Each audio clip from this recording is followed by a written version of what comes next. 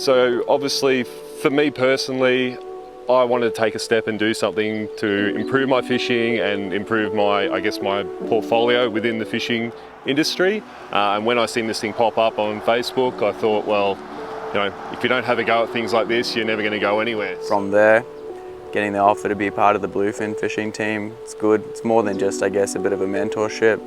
Good bunch of blokes to come out, have a weekend with and spend out on the water. So awesome opportunity. Can't wait to see where it goes from here. Not only is it a channel for everyone to be able to become a professional fisherman and get into that tournament scene and do what they got to do, but for me it's about the content creation. It's given me a chance to really show what I can do and make some cracking content. For starters, the apprenticeship itself, it blew my mind. Like what it's already opened up and the ability it's given me. And without the backing of Bluefin Brad and having Corey as a mentor and all the other guys that have come on board, even with Declan and Kevin being on board with the top three, like we've become very close and good mates, which has been awesome. And we've fished together now for the first time, which has been great. We got some fish, which was awesome. But yeah, it's opened up all those opportunities, but it's also opened up avenues that I never thought I would go into.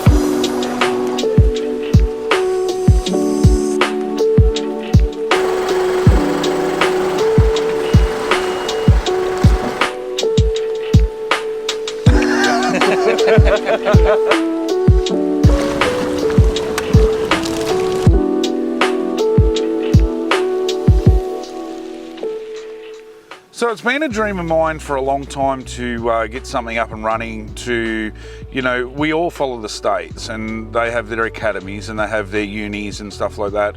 And through COVID, I found an opportunity to start my little talk show. That grew into the next stage where I went into what was called the Pay It Forward campaign, and I found that during COVID I was bored, I was going through my boat and I found a whole heap of lures that I didn't want, and I thought, how can I get these out there? So we ran a Pay It Forward campaign. That sort of grew, and Brad and I, because Brad's a sponsor of mine, we started talking about getting a team together and how could we get a team together, and we thought to do an apprenticeship program would be the best. So Brad was great. He put up a boat for 2 years for the winter to use. We had a huge following, huge last 10 shows of last year. Cool. So I actually first found out the process from Ben Farrow. He shared the link that Corey had sent and said, man, this could be an awesome opportunity. And yeah, I jumped on board. I thought it was great.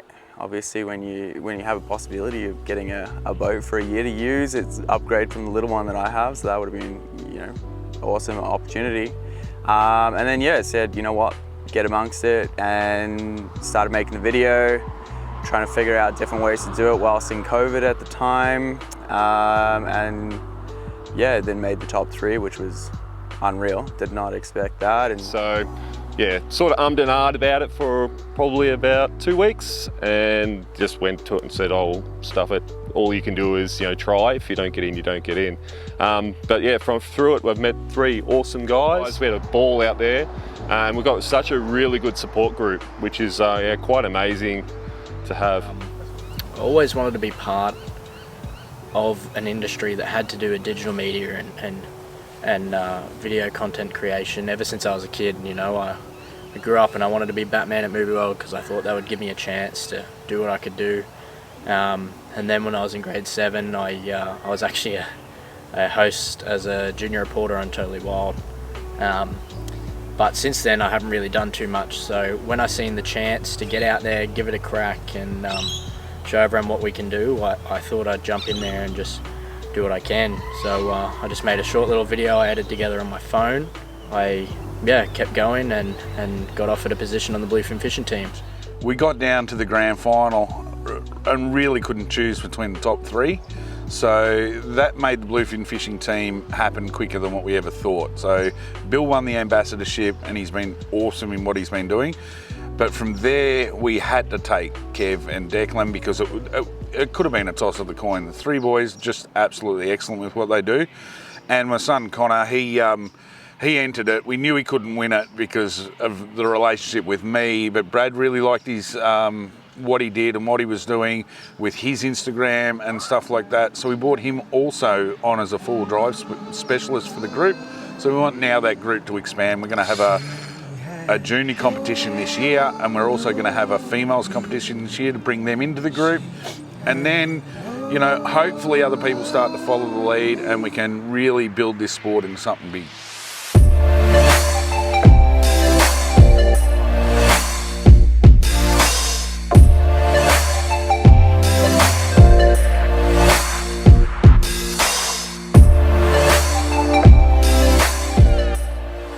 Yeah, I think if we can start to do more weekends away like this, you know, get away as a team. That way, it's a bit more influential than a couple of us ending up at one tournament. But really, I'd just like to see the team grow, you know, in its own right, just to become a bit more known as the Bluefin fishing team. It'd be awesome to actually see if other teams come on board and start to create, you know, a little bit of a network like that. I think that would be an awesome start for the first 12 months. That love and feeling that anchors me down.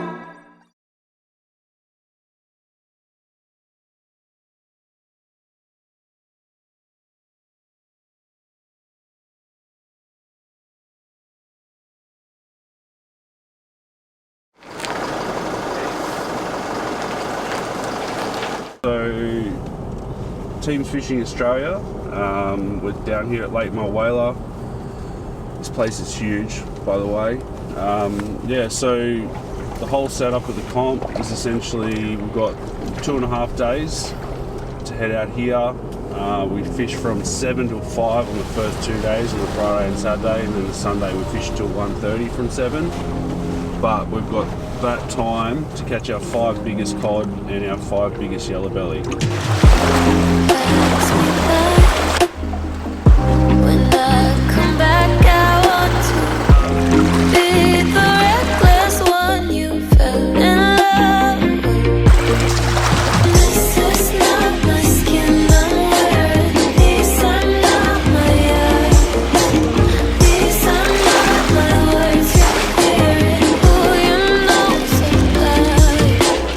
Shoot out in the main bay. We're going to fish some channel edges. So today we're going to try and slow it down a lot, find up a lot more fish and just cast some channel edges.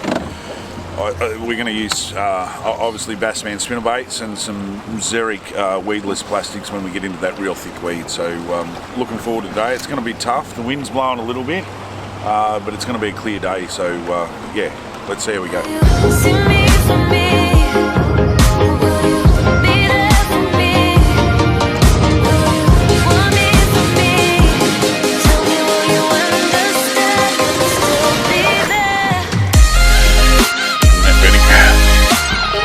Eggy Max to the rescue! Yeah, baby! Work. Oh, yeah.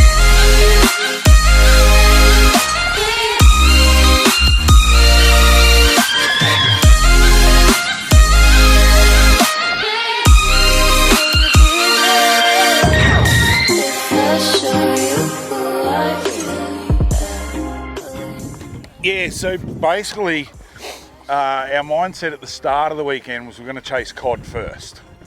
So we're going to try and catch, well, any comp, it's catch a bag. So we're going to try and catch our 5 cod early yesterday and then go up river and chase some yellows. Well, we struggled all morning out here. Well, we didn't fish, we fished mid-dam and we couldn't find the flow.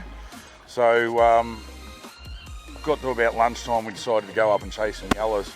We caught a cod and 2 yellows up there yesterday. Today we decided to come back out down. The channel is actually open, so the water's flowing down the sort of Kiffin side of the dam, and we figured we'd go chase some flow, and we've got a nice breeze coming across here, so that's why we wanted to stay down this end of the dam today. And Benny and I have been alternating. He's been chasing yellows, I've been chasing cod, and we swap and change, work as a team. So we've just caught that first cod, so we'll probably concentrate for the next hour, hour and a half, 2 hours maybe 4 hours, whatever it is, on the cod, and then we'll try and catch our final 2 yellows up the river maybe tomorrow. So looks like it's going to be a cod go now.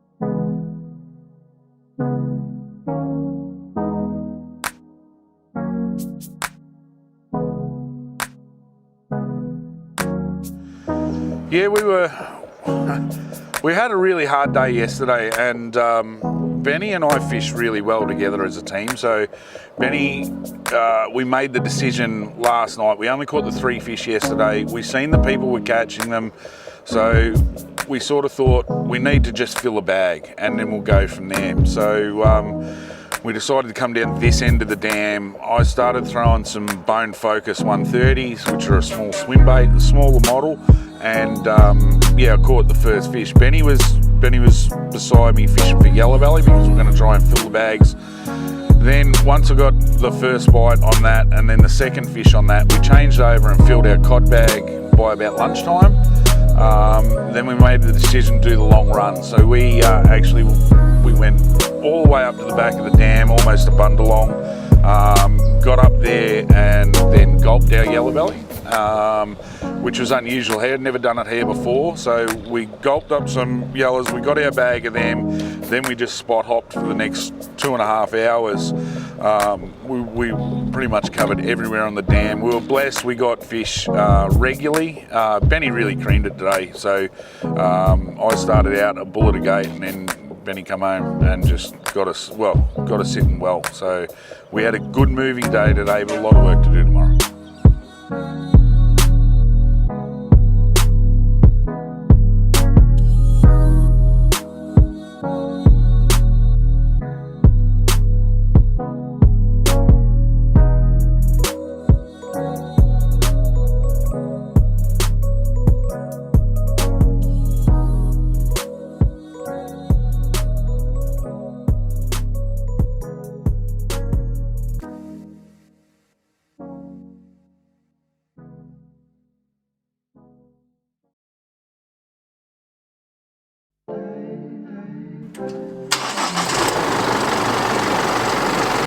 Alright, it's day 3, Lake Mulwala, teams tournament. Bill, myself and Kev sit in 25th place, Cap and Ben in 2nd. At the moment, leaderboard is extremely tight, so it's pretty much anyone's game. I guess Cap and Ben, giving an example of it yesterday, going from 35th to 2nd with four cod and some yellows, so you know it's going to be down to the last second. The thing that we've got to keep each other on track on today is that if we miss a fish or you don't get the bite, don't get carried away and power fish, just keep it slow. We've got to keep it slow. We've got to keep each other in the game and keep it slow. Color in her eyes, softness of her skin.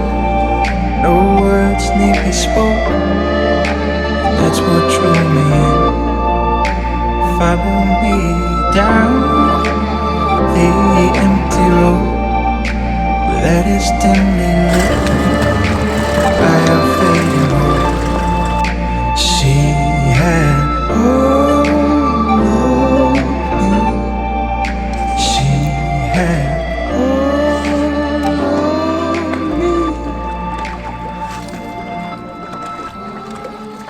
yesterday we caught them on the bone focus 130s.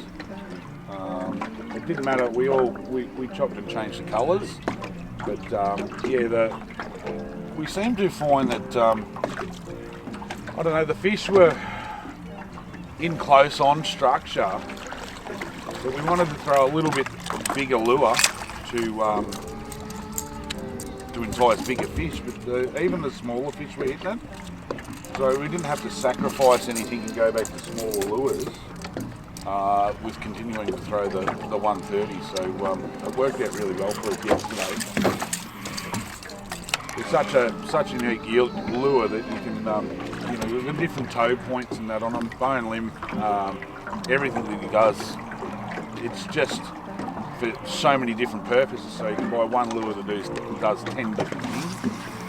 With the 130, you can run them like a glide bait tying off the first, or you've got 3 toe points on the top that change how it vibrates. And you can roll them really, really slow and get the vibration to change. So the 130s worked for us for the cod, and then we went up what everyone does and did some plastics in the trees. That's a staple when you're yellow belly fishing.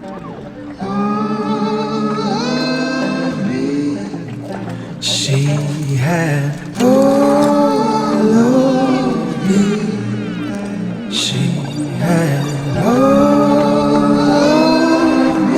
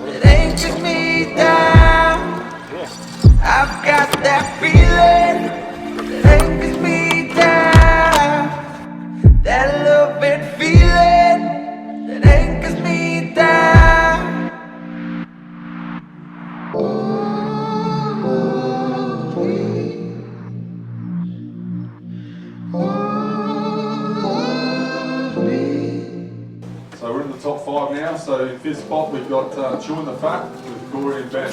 So total of $492, and they'll take home $4,000. Well done, guys. Red, red wine flowing through our veins. We drink in this moment and hope it remains. We're children of the night with the idea that love. Well, the wrap up from the weekend was obviously we dropped from 2nd place back down to 5th place, but we were really happy with the result. We didn't actually think we'd quality field like that we'd actually finish in the top 10. So we went out, we upgraded a couple of small upgrades today. They were only sort of 4 or 5 centimetres. So it was we just couldn't find those bigger fish. We got our bag, and that's always a start in tournament fishing. You want to catch your bag. We did that, and that had us sitting pretty at the end of Saturday night, but with the other teams not having their yellers in the bag, all they had to do was go out and catch 4 or 5 yellers, and that would have got them over the line. So no, Benny and I fish well together. We've had some really good results, so we're just looking forward to Windermere. The team's fishing around at Windermere in a couple of months' time, so yeah, we're going to crack that.